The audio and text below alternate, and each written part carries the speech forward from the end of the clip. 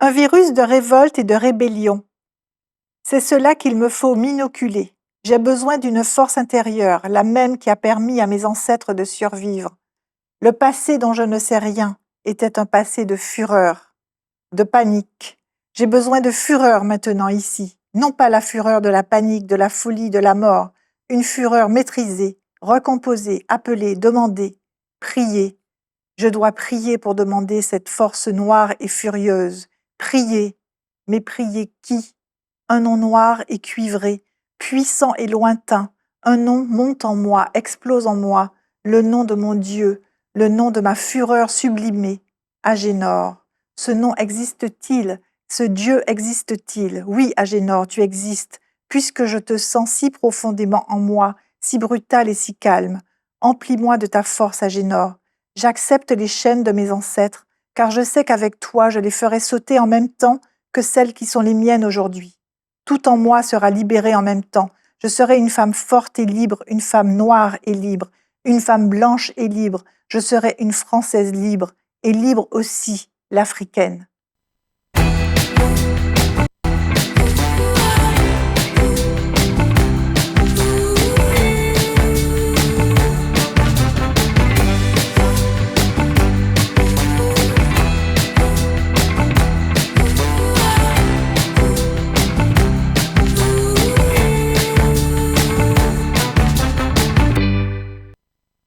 Bonjour à toutes, bonjour à tous, bienvenue dans notre émission littéraire Au gré des pages.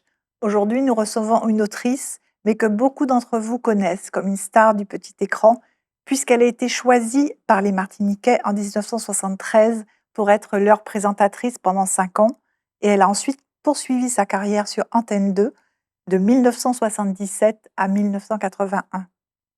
Mais elle est aussi autrice. Elle est auteure de 3 ouvrages, dont un best-seller, L'Étoile noire, un témoignage tragique et poignant, bouleversant sur la déportation d'une femme noire, une martiniquaise, déportée à Auschwitz avec ses 2 enfants. Alors que nous sommes aujourd'hui l'année de 80e anniversaire de la libération de ce camp de l'horreur, ce livre intemporel est tout à fait d'actualité. Nous recevons Michel Maillet.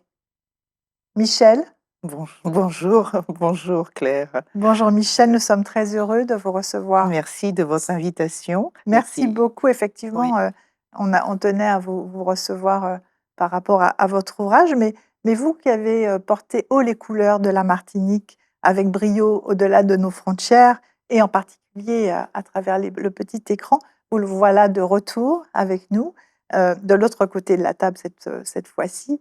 Quel effet cela vous fait-il? de l'autre côté du miroir, je suis revenue en Martinique suite au Covid. Il n'était plus possible pour moi de rester vivre en métropole et de disparaître, vous savez, comme beaucoup de gens à cette époque, dans des sacs poubelles noirs. C'était absolument effrayant. Il n'y avait plus personne dans les rues, on ne sortait plus. Enfin, c'était une atmosphère absolument effrayante, le Covid à Paris en 2020.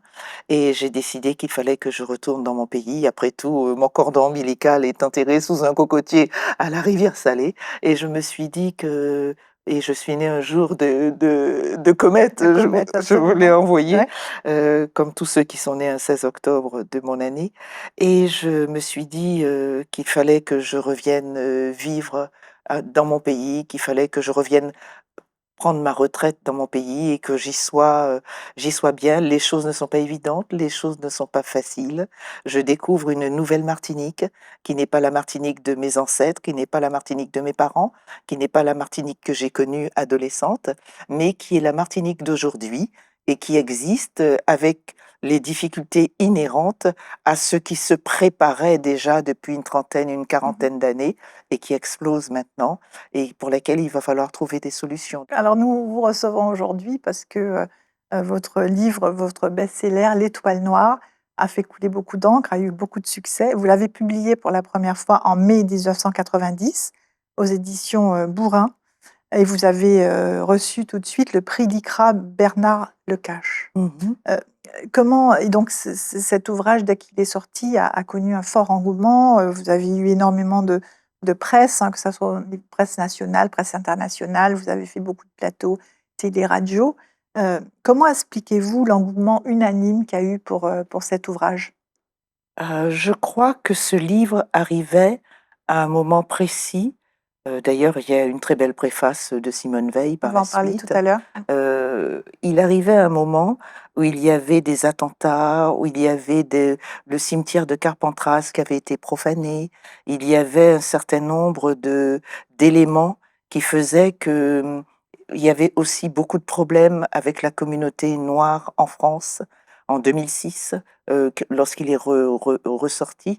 Et je crois que c'est un livre témoignage d'une certaine atmosphère qui régnait en France et pour laquelle d'ailleurs j'ai été agressée, hein, vous le On savez. va y venir, oui. Ce livre est Mmh. arrivé Alors, suite. justement, c'est aussi parce que, vous traitez d'une thématique qui a pas été beaucoup traitée, c'est-à-dire les noirs déportés. Mhm. C'est peut-être aussi pour ça qu'il a connu ce succès et C'était la première fois et vous savez, la presse a été extrêmement surprise mmh pour deux choses. Une ancienne présentatrice qui s'attaque à un tel sujet, cela les a énormément surpris. mh. Qu'il soit écrit de cette manière, parce que j'ai reçu le Nouvel Observateur qui dit que le livre de Michel Maillet est un assassinat des émotions, des odeurs et des couleurs, extrêmement bien écrit. Moi-même, je découvrais tout ce que la presse, il m'appelait sans arrêt Mmh. et il y a eu l'effet surprise. Mmh. L'effet surprise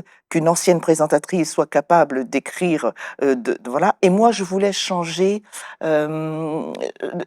la vision de la présentatrice que j'étais. Je voulais montrer que j'étais capable de faire autre chose.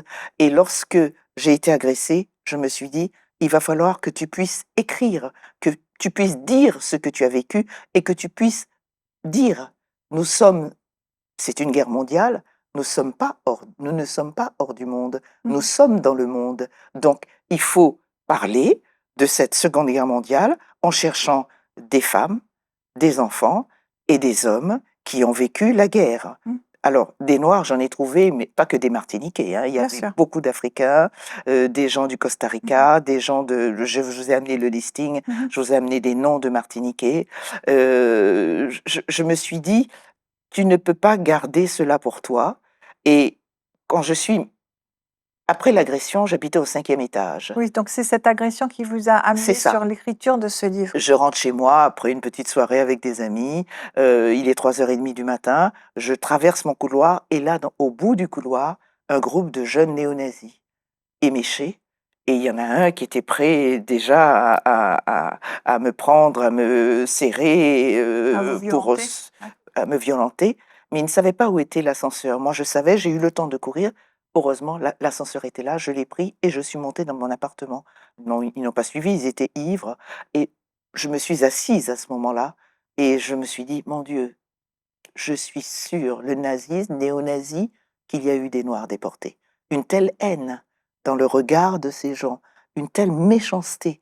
Je me suis dit: «Et si l'histoire n'avait pas retenu, comme elle ne retient pas souvent Oui. les Noirs?» C'est maintenant qu'on nous dit ce que nous avons fait dans tous les domaines, Mmh. qu'on voit des jeunes femmes et des hommes et des enfants et on en parle maintenant. On n'en parlait pas. Mais je me suis dit: «Mais pourquoi on n'en parle pas?» Parce qu'il n'y a eu aucune recherche de fait. Oui. Alors Donc, justement, pour écrire ce livre, vous avez fait des recherches très approfondies. Comment vous y êtes prise et qu'est-ce que vous avez découvert dans vos recherches? alors j'avais un autre éditeur qui n'était pas bourrin, qui était Pierre-Marcel Favre, de mon premier livre. Je suis allée le voir, il m'a dit: «C'est une excellente idée et je mets à votre disposition un historien qui est un monsieur qui est très très grandement considéré, qui était le professeur Michagrin». Oui, vous en parlez dans la Oui, j'en postface. parle et voilà, et il me dit: «Je le mets à votre disposition, comme ça lui fera des recherches dans des endroits où vous n'avez pas accès». Mmh. Donc il est allé au centre d'espionnage, d'Arolsen, en Suisse alémanique. Il est allé, dans beaucoup d'endroits où l'on Mmh. pouvait trouver, des listes et là, il a trouvé NN, Neger, nègre. Il a trouvé NN, Nacht und Nebel, Mmh. noir, Nuit et nuit et brouillard. brouillard, doit disparaître sans laisser de traces, un certain nombre de personnes de couleur, et on a retrouvé un survivant qui était le chanteur John Williams, qui s'appelait Armand Huss. Armand Hus ses parents étaient de la Côte d'Ivoire, sa mère, et son père est venu le chercher quand il avait 8, 9 ans en Afrique pour le faire vivre. Enfin, il a vécu 2 rapts. Ouais. Il a rapté à cette femme africaine cet enfant, et ensuite, la Seconde Guerre mondiale, il a été déporté à cause de la couleur de sa peau, et il a été au camp de Neuengamme. Et il avait dit à Dieu: si je m'en sors, je ne chanterai que dans des églises et je ne chanterai que pour toi. Et il est devenu un grand chanteur de la chanson de Grace Kelly, Si toi aussi tu m'abandonnes, ô mon unique amour. Et il a fait une grande carrière dans la chanson. Et j'ai rencontré John Williams à plusieurs reprises, le professeur Michagrin, qui m'a beaucoup aidé. Bon, je ne vais pas vous lire, je Non. vous ai amené tout ce qu'il a fait dans sa vie. Il a écrit sur Zermatten, il a écrit notamment sur des personnes qui ont Et est-ce que vous été avez trouvé combien de le Noirs brigadier Schwartz. et de Martiniquais en particulier ont Oui, été déportés? je vais vous dire. Il a écrit William Franken, médecin de campagne, considéré comme un juste et recevra la médaille des justes de l'État d'Israël. Alors, parmi les Martiniquais, j'ai trouvé un prêtre de la médaille miraculeuse qui s'appelait Raymond Fasselina. Il a été déporté avec ses parents à Auschwitz. J'ai découvert Isidore Alpha en Martinique, camp de concentration de Neuengamme. J'ai découvert Johnny Nicolas, Martinique, Guadeloupe, camp de concentration de Buchenwald, puis transféré à Mittelbau Dora sous le matricule 44 451. J'ai découvert Anton de Caunes, Suriname, Antilles néerlandaises, camp de concentration de Neuengamme, mais surtout, et surtout, il faut le signaler, Monsieur Raphaël Élysée, les cinémas Élysée. Monsieur Raphaël Élysée était médecin vétérinaire, est également le premier maire noir de la ville de Sablé-sur-Sarthe. Et il a été déporté. Ils sont arrivés, les nazis, ils étaient très étonnés qu'il y ait un maire noir à cause de la couleur de sa peau dans le camp de concentration de Buchenwald, numéro 40 490. Et puis il y en a d'autres. Oui, Je ne bien vais pas sûr, vous bien dire sûr. toute la Non, non. liste. Il y en a En tout d'autres. cas, c'est un travail de recherche très, très approfondi que Oui, vous avez oui, fait et qui vous a oui, conduit à écrire ensuite ce livre, pour lesquels les personnages sont fictifs. C'est votre imaginaire. oui, oui. C'est un peu. Je me suis un peu inspirée du livre d'Anne Frank quand je dis premier jour, deuxième jour, Qui troisième tenait son jour, journal. qui tenait son journal, mais uniquement sur des faits réels. Oui, Au point qu'une déportée, Madame Lafont, vous a écrit, vous tout avez à la fait. lettre de Madame Lafont qui Oui. dit j'ai reconnu l'odeur, la puanteur, l'horreur. Je Donc me demande les faits sont réels, mais les personnages sont fictifs. absolument C'est parce important de que le souligner. oui, Et aussi dans votre livre, Sidonie, qui est la femme donc, principale de ce livre, elle retrouve d'autres femmes de couleur dans le camp, et notamment une autre martiniquaise et une béquée guadeloupéenne. mhm, mhm, Donc mhm. vous avez voulu faire aussi un- Le kaléidoscope de ce que nous sommes. c'est ça, Nous sommes tous créoles, n'est-ce pas? oui, Et dans tous créoles, eh bien, il y avait aussi, dans l'horreur et dans les camps de concentration, tout ce qu'il y avait des malgaches, il y avait oui, Nadine, la petite chinoise, oui, il y avait, je me suis intéressée à un camp de femmes, le camp de Ravensbrück. oui. Le camp de Ravensbrück, il y avait 27 nationalités dans ce camp. Donc, dans ce camp, il y avait forcément euh, des gens qui se côtoyaient pour la première fois. C'était une grande découverte. Quand Blanchette, qui s'appelle Erika Ngambo, découvre d'autres personnes. Il y avait Milena Kafka, la Oui. femme de Kafka, qui, elle, allait tous les jours à la morgue et consignait sur un petit bout de papier tous les déportés qu'elle avait vus, y compris, elle disait qu'il y avait des déportés de couleur. Et à la libération des camps, quand j'ai été invitée par le camp de la Ravensbrück, par Madame Jacobite, qui est je dirais pas la directrice, il y a un autre nom pour ça, la mémoire, si vous voulez, de ce lieu qui m'a invité à 2 reprises. Elle disait que il y avait, et ils ont fait une stèle pour les femmes inconnues et les femmes oubliées, les femmes noires oubliées de Ravensbrück. Ouais. Formidable. Et alors dans ce roman, vous décrivez bien sûr les horreurs de cette guerre, et cette femme, Sidonie, elle fait appel à 3 ressources pour s'en sortir, pour s'évader, pour tenir en fait. Elle fait appel à l'Afrique, sa terre natale. Elle fait appel aussi à la Martinique, on va y venir, à ses souvenirs de la Martinique, et puis surtout à la foi et à l'écriture, qui l'aide à créer son univers et qui l'aide à traverser toutes ces horreurs. Alors, ce parallèle que vous faites entre la traite des Noirs et la déportation, ses ancêtres, cette jeune femme personnifie hein, cette condition des Noirs. Est-ce que pour vous, c'est quelque chose d'important? C'est quelque chose que vous avez tout de suite su faire le parallèle? Ah oui, c'est quelque chose d'essentiel.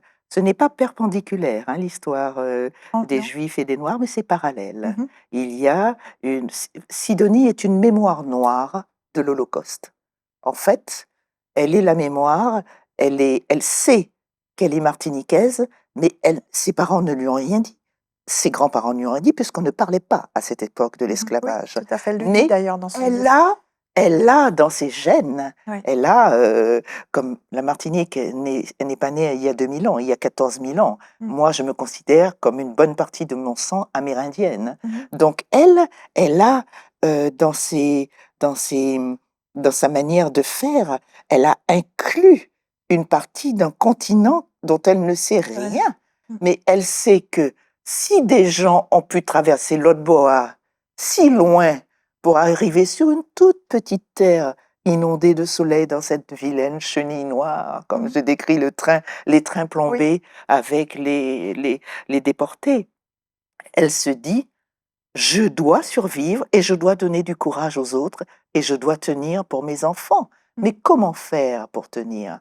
Et là arrive Agénor. Elle est chrétienne, comme le sont, parce que vous dites son pays d'origine, c'était l'Afrique, mais elle est Elle est martiniquaise, martiniquaise, avec absolument. toutes les composantes qu'il y a Mhm. dans son sang Oui. de ce qu'était la Martinique Oui. des années 30-40, puisque c'est En 1943. en 1943. Oui.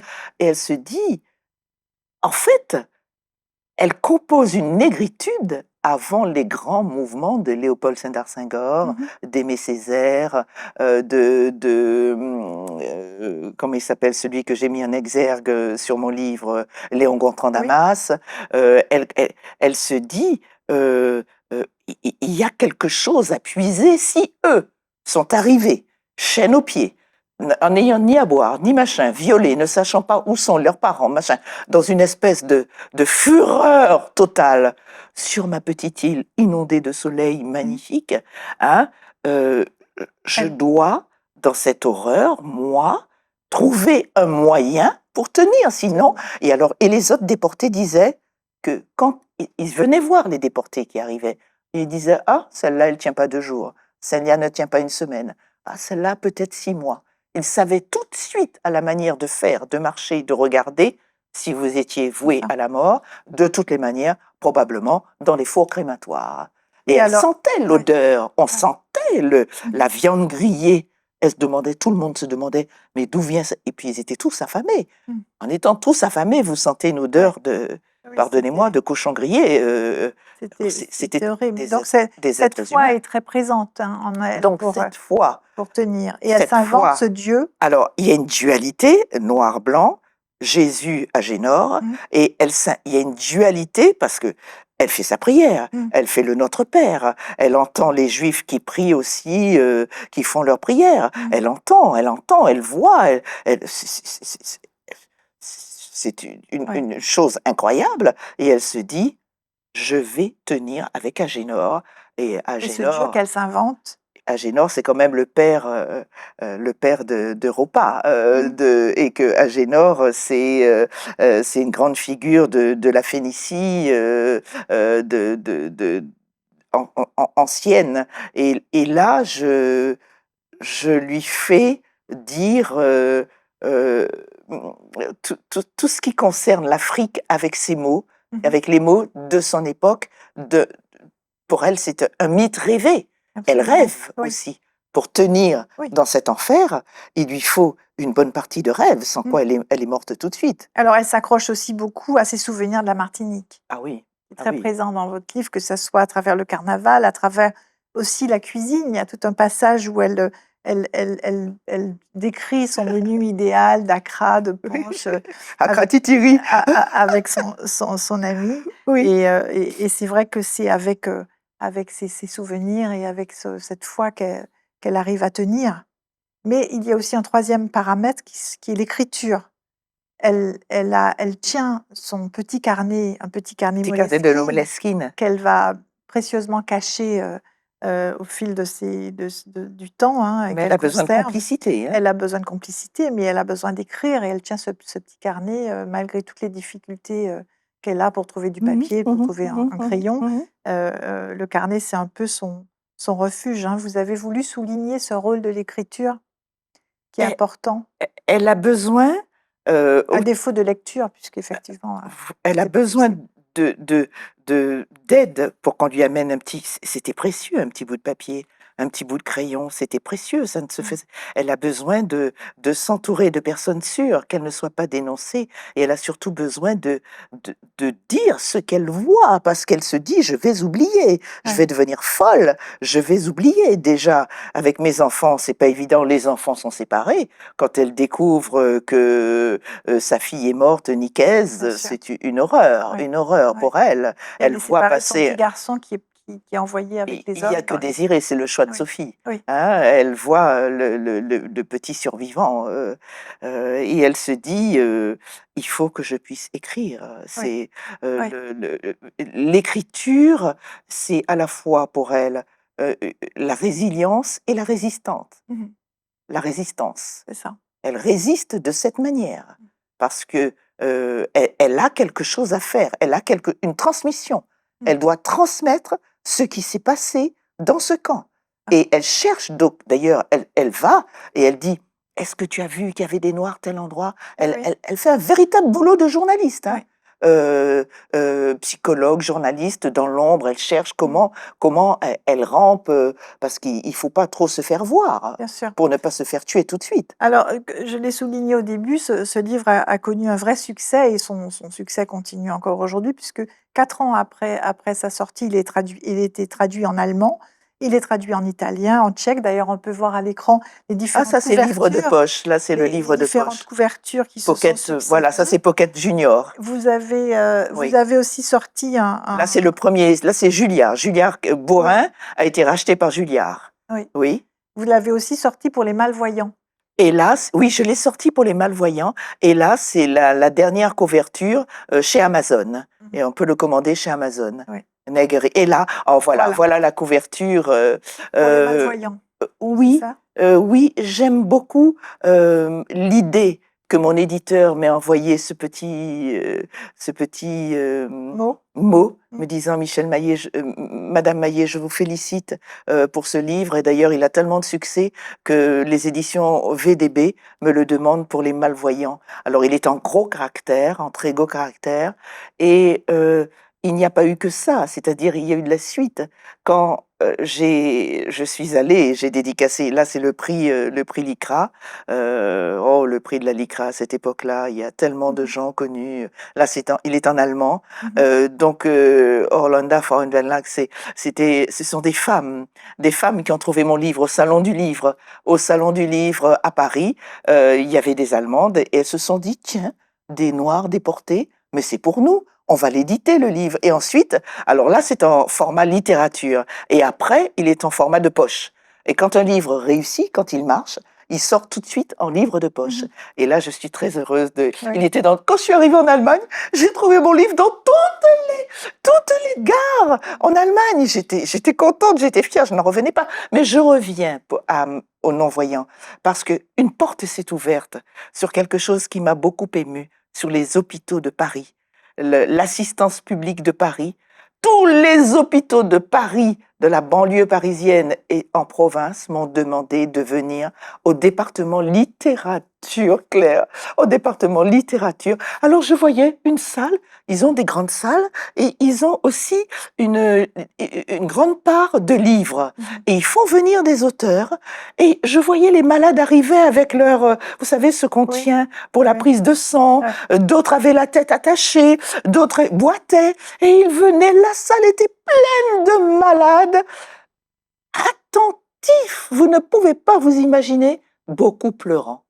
Alors là, j'ai pleuré, hein, moi-même j'ai pleuré de voir des malades, extrêmement malades, qui viennent écouter le récit d'une déportée martiniquaise, d'une déportée noire, en camp de concentration, extrêmement émue, et qui viennent pour que je dédicace un livre pour eux. Ouais. Ça m'a bouleversée. Là, j'ai été bouleversée également aux États-Unis, quand on m'a fait venir à Pennsylvanie, le département français de l'université de Bucknell University, la salle pleurait aussi, mais dans les camps de concentration. Alors là, je crois, le summum, c'était les déportés. Ça, il est traduit en italien là. C'était les déportés dans les camps de concentration, notamment le camp de Ravensbrück, quand Madame Jacobait, la responsable du camp, m'a fait venir pour faire une conférence et dédicacer mon livre. Là, il est en tchèque. Ouais. Devant des déportés et la communauté noire allemande, parce qu'il y a eu des enfants, puisqu'il y avait la Namibie, la Tanzanie, le Cameroun et encore un autre pays qui était, ils sont pas restés longtemps, mais ils sont restés 5 ans sous domination allemande. Et il y a eu le fameux massacre des Herero, hein, c'est là l'un des premiers camps de concentration. Il n'était pas en Allemagne, il n'était pas en France, il était en Afrique. Et on voit une très belle photo d'Hitler avec un drapeau, un cocotier, avec le nazi, le sigle nazi sur le cocotier. C'est Alors, émouvant. on a vu toutes ces couvertures, toutes ces traductions et tout cet impact qu'a eu votre livre. Et puis en 2006, vous avez eu une magnifique préface de Simone Veil. Je vais la citer. Michel Maillet, en décidant d'écrire L'Étoile noire et de faire vivre à Sidonie, noire et antillaise, cet enfer qui fut le nôtre, délivre une superbe leçon d'intelligence et d'humanité. C'est une magnifique préface. Comment cette préface est-elle arrivée? Alors, une préface de Madame Simone Veil, qui toute sa vie a souffert, parce elle n'en parlait pas trop, mais toute sa vie a souffert de voir l'assassinat de sa mère pratiquement devant elle, d'avoir perdu sa sœur, d'avoir perdu sa famille, et qui a mené un combat contre le racisme et l'antisémitisme, de voir que Madame Simone Veil accepte, à moi, petite martiniquaise, parce que c'est ça que je suis quelqu'un une simple martiniquaise qui s'est penchée sur quelque chose qui a été porté par le peuple et qu'il est toujours. Le livre se vend, continue à se vendre. Et vous avez eu la possibilité de le donner à Madame Obama également. À Madame Obama, mais bien évidemment. Donc, mon éditeur, qui était Bernard Fixot, XO, connaissait l'époux de Simone Veil et lui a dit, j'ai reçu un manuscrit pas banal d'une fille noire qui parle des Noirs déportés. Dis à ta femme de jeter un œil et si elle veut, est-ce qu'elle accepterait de faire une préface? Elle n'avait pas lu les 10 premières pages qu'elle a dit tout de suite. Je suis la seule martiniquaise avec une préface de Madame Simone Veil. Elle est très belle, effectivement. Et elle est magnifique. 5 pages. Oui. J'en suis assez fière. Et c'est une joie pour moi. Quant à Madame Obama, comment cela s'est-il passé? On peut en parler maintenant ou Rapidement. Rapidement. Je regarde le journal télévisé, j'aime énormément les news.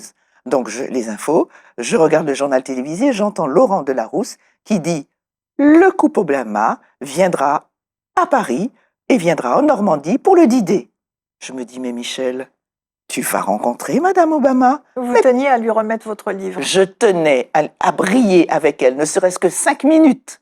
Et je tenais à lui remettre mon livre, L'Étoile noire.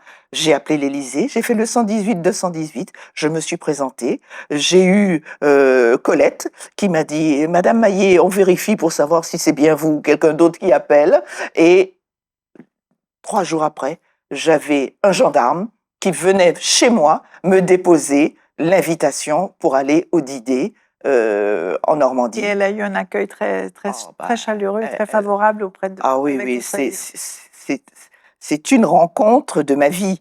Vous savez, mais ce n'est pas par hasard que j'ai eu envie. J'aime les femmes qui qui décident pour leur vie. J'aime les femmes qui agissent, même avec... D'ailleurs, je crois que je vous ai amené son autobiographie Non, et je voulais Michel. je voulais vous le montrer. Non, non, mais et je trouve que c'est vrai que c'est quelque chose. Regardez. Regardez cette magnifique Oui. autobiographie. Moi, j'aime les autobiographies. Mhm. Et elle a fait un livre. Alors, il y a tant de choses à dire. Je ne vais pas vous lire Oui, tout on ce va qui est pas parler derrière. de On va rentrer pas sur parler. ce Et sujet. j'aime les femmes marquantes dans ma vie. Les femmes qui m'ont marqué m'ont amené à vouloir rencontrer Madame Michelle Obama.